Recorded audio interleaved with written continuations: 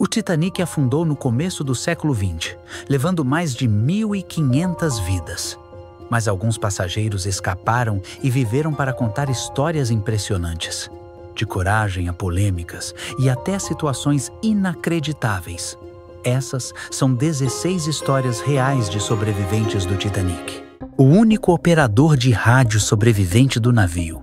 O jovem operador de rádio Harold Bride foi responsável por enviar mensagens de SOS para outros navios, o que acabou alertando o navio de resgate RMS Carpathia.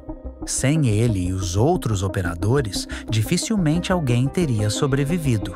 Quando o Titanic atingiu o iceberg, Bride e seu colega Jack Phillips sinalizaram desesperadamente, até serem informados de que restavam apenas 2 botes. Com o navio afundando rápido, Bride se jogou em um bote salva-vidas dobrável e permaneceu nele até ser resgatado pelo Carpathia. As crianças que perderam o pai. Com apenas 2 e 4 anos, Michelle e Edmond Navratil sobreviveram quando o pai os colocou no último bote salva-vidas. Infelizmente, foi a última vez que o viram. Registrados sob nomes falsos e falando apenas francês, foram cuidados em Nova York por uma passageira até que sua mãe na França fosse localizada, graças a um jornal que publicou suas fotos. A sobrevivente que perdeu o marido. Charlotte Collier havia embarcado no Titanic para emigrar para os Estados Unidos com sua filha Marjorie e o marido Harvey. No momento do desastre, Collier estava deitada em seu beliche, sentindo-se enjoada por causa de toda a comida rica servida a bordo. Ela foi acordada pela notícia da batida e subiu ao convés, onde ela e a filha foram rapidamente colocadas em um bote, de acordo com a regra mulheres e crianças primeiro. Tragicamente, seu marido não conseguiu entrar em um bote, apesar de prometer que encontraria uma vaga. Deixei-me salvar porque acreditei que ele também escaparia, disse Collier mais tarde. O sobrevivente que foi envergonhado. Masabumi Osono, o único passageiro japonês no Titanic, dormia em sua cabine de 2ª classe quando a notícia do desastre chegou. Ao chegar aos botes, inicialmente foi impedido de embarcar por ser estrangeiro. Mas teve uma segunda chance quando anunciaram que havia espaço para mais 2 pessoas. Ozono, desesperado para ver a família novamente, pulou para dentro, mas recebeu uma recepção fria no Japão, onde a mídia o difamou por um suposto egoísmo. Chegaram até a dizer que ele empurrou outros passageiros do bote para garantir sua vaga. O padeiro-chefe que sobreviveu ficando bêbado. O padeiro-chefe do Titanic, Charles Joffin, sobreviveu da forma mais improvável, bebendo. Quando o navio começou a afundar, ele distribuiu pães e biscoitos para a tripulação e depois voltou à sua cabine para tomar um gole. Segundo investigações, o álcool pode ter salvado sua vida, impedindo de sentir frio extremo. Ele conseguiu nadar até o amanhecer, quando foi resgatado, enquanto muitos outros sucumbiram ao choque térmico. A socialite que ajudou a carregar os botes. Lucille Carter era uma socialite americana que embarcou no Titanic com o marido, William Ernest Carter, e seus 2 filhos. Apesar de sua formação abastada, Carter não teve medo de se envolver no esforço de resgate. Depois que ela e as crianças embarcaram em um bote, percebeu que não havia marinheiros nele. Não havia nada mais que eu pudesse fazer a não ser pegar um remo.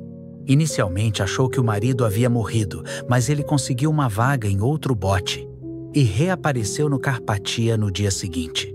A condessa que assumiu o comando do bote, a condessa Noel Leslie, também conhecida como Lady Roths, estava entre as passageiras mais ricas a bordo do Titanic. Quando o navio bateu no iceberg, Leslie foi colocada no bote número 8, o primeiro bote baixado pelo lado de bombordo.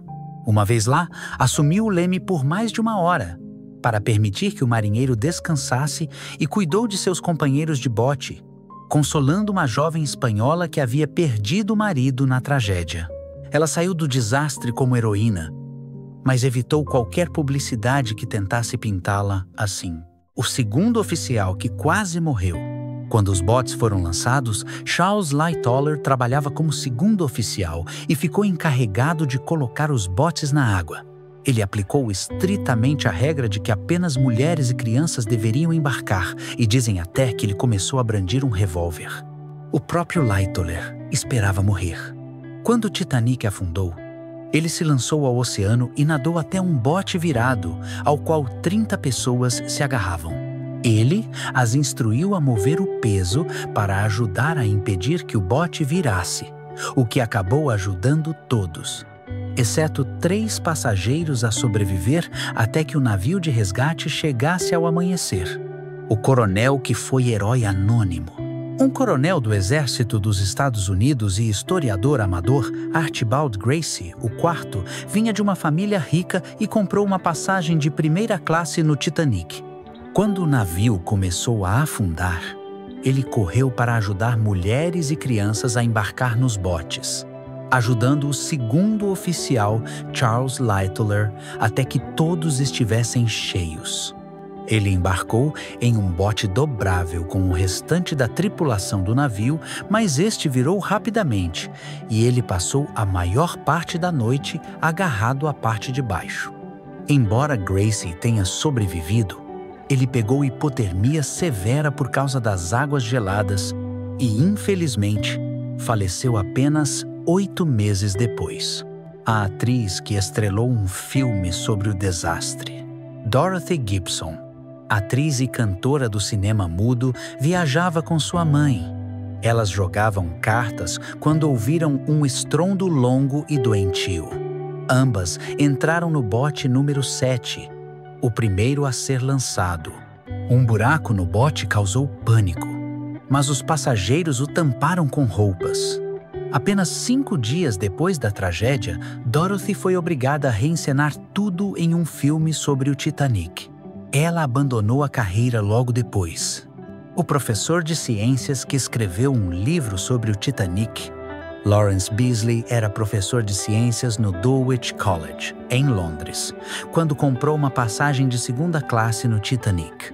Estava lendo um livro em sua cabine quando o navio bateu no iceberg, e a princípio não percebeu nenhuma mudança.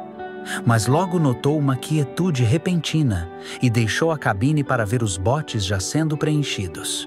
Como homem, suas chances de sobrevivência não eram grandes, mas ele conseguiu encontrar um último lugar em um bote quando não havia mais mulheres e crianças esperando.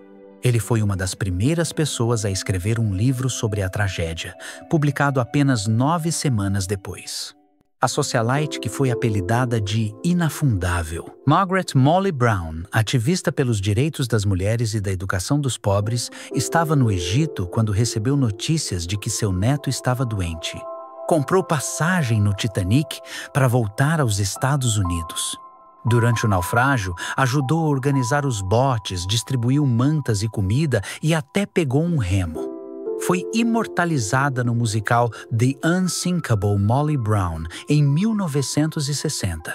A jovem sobrevivente que se tornou uma crítica. Com apenas 7 anos quando embarcou no Titanic com os pais, Eva Hart estava entre as sobreviventes mais jovens do desastre. Quando o navio bateu no iceberg, o pai garantiu que ela e a mãe tivessem lugar em um bote, mas infelizmente ele não sobreviveu. Hart tornou-se uma das críticas mais ferrenhas do Titanic, especialmente condenando o baixo número de botes. Ela também se manifestou contra as tentativas de recuperar artefatos do fundo do mar, chamando as empresas de salvamento de caçadores de fortuna, urubus, piratas e ladrões de túmulos. A mulher com 3 vidas, a comissária de bordo Violet Jessop, foi azarada o suficiente para enfrentar 3 colisões no mar, mas sobreviveu a todas. Em 1911, trabalhava no Olympic, navio irmão do Titanic, quando ele colidiu com um navio de guerra e sofreu um buraco na lateral. Felizmente, o navio conseguiu voltar ao porto apesar dos danos. Em 1912, quando o Titanic sofreu sua colisão fatal, Jessop ajudou a carregar os botes e acabou chegando em segurança no bote número 16. Alguns anos depois, trabalhou como enfermeira no Britannic, que afundou após atingir uma mina. Ela sofreu uma séria lesão na cabeça, mas conseguiu entrar em um bote e acabou vivendo até os 84 anos. A última sobrevivente, Eliza Milvina Dean, nascida em 2 de fevereiro de 1912, tinha apenas 9 semanas de vida ao embarcar com os pais e o irmão. A família pretendia abrir uma tabacaria nos Estados Unidos. Quando o Titanic colidiu com o iceberg, o pai percebeu imediatamente que algo estava errado e pediu que a família juntasse rapidamente seus pertences. Sua ação rápida colocou-os à frente na fila e garantiu um lugar no bote.